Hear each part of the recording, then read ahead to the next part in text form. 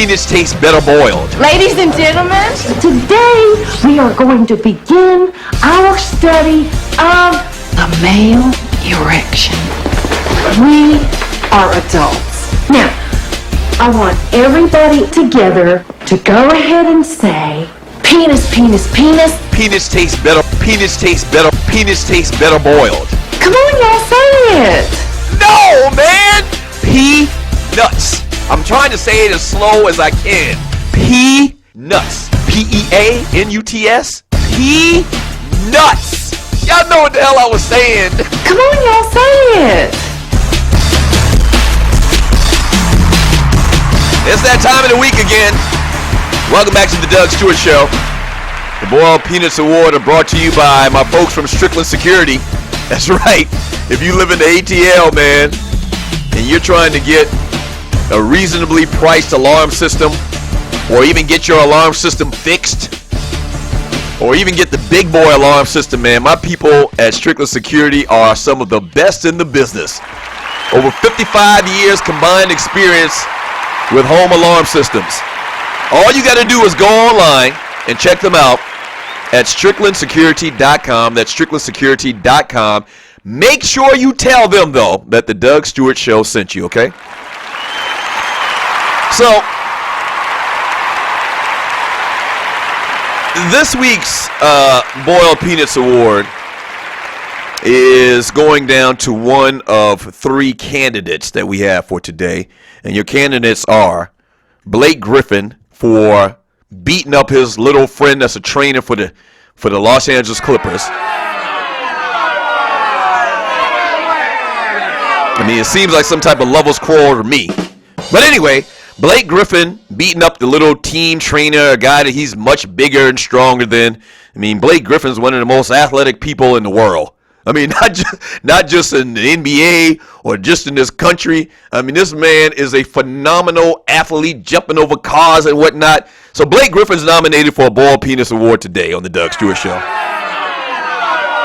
Also, y'all nominated LeBron James for being a quote-unquote coach killer.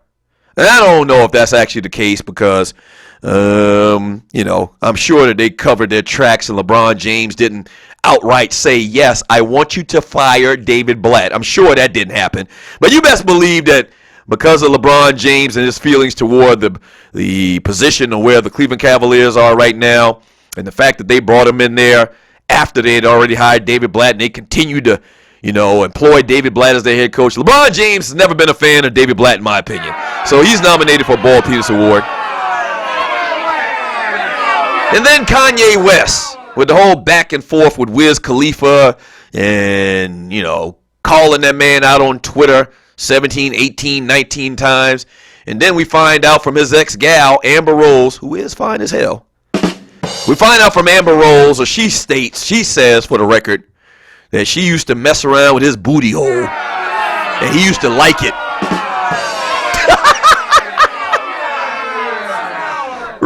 Right. For all of that, Kanye West is nominated, and just for being an habitual line stepper. This is just the latest instance of that. So, without further ado, man, this week's Boiled Penis Award winner is...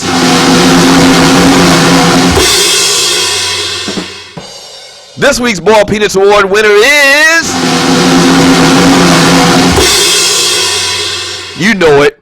Yeezy. Kanye West. This ninja. I mean, in a runaway vote, Kanye West receives 98.9% of the vote for this week's Boiled Penis Award.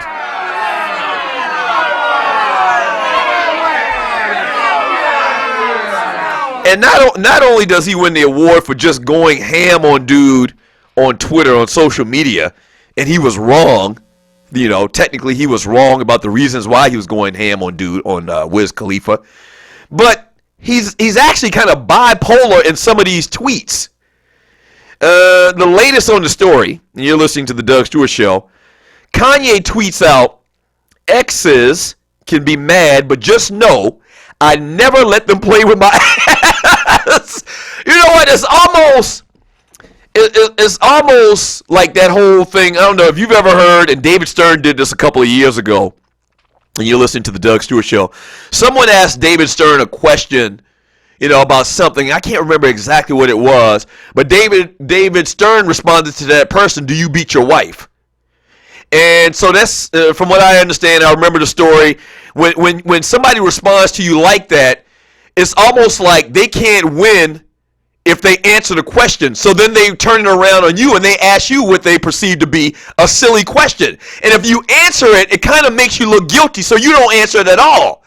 And it's kind of like the same scenario in a roundabout way with this Kanye West thing. It's like, technically, you shouldn't even dignify that conversation with a response if you're Kanye West about, liking it when chicks play around in your booty hole.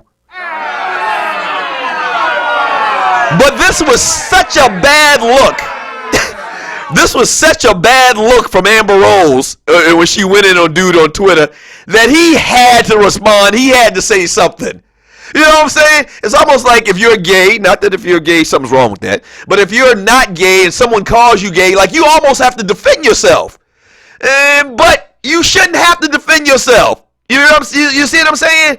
And so Kanye, at the end of the day, he had to respond. It says, exes can be mad, but just know, who's he talking to? He's talking to the world? But just know, I never let them play with my ass. Never. I don't do that. I stay away from that area altogether. So in effect, with him responding to this, he kind of loses, man. Here's another tweet from Kanye. This is the whole bipolar part. He says, I'm not into that kind of ish. I like pictures and videos. So he admits that he's a picture and video type guy, as far as his porn.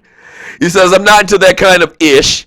I like pictures and videos. Me and my wife got the kind of love that can turn exes into best friends. What does that mean? What does that mean? So wait a minute. He's having this Twitter war with Wiz Khalifa, and right in the middle of it, he's trying to make up with Wiz Khalifa and invite him to a threesome with his wife? I don't get it. I don't get it. Once again, thus, Kanye West being your Ball Penis Award winner for the week of January 29, 2015.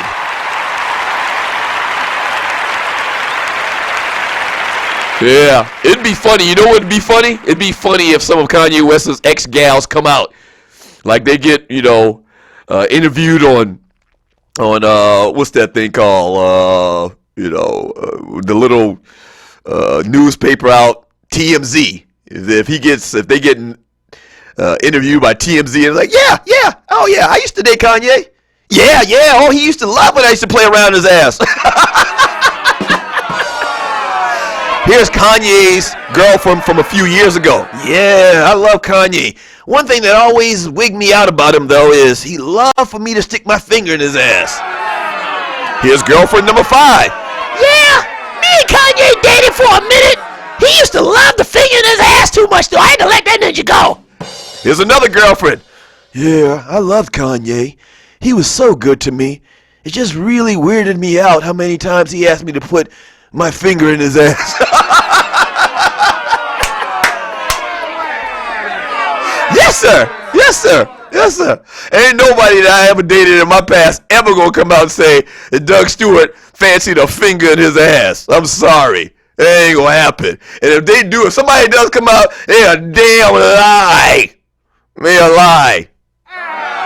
Thank you, studio audience.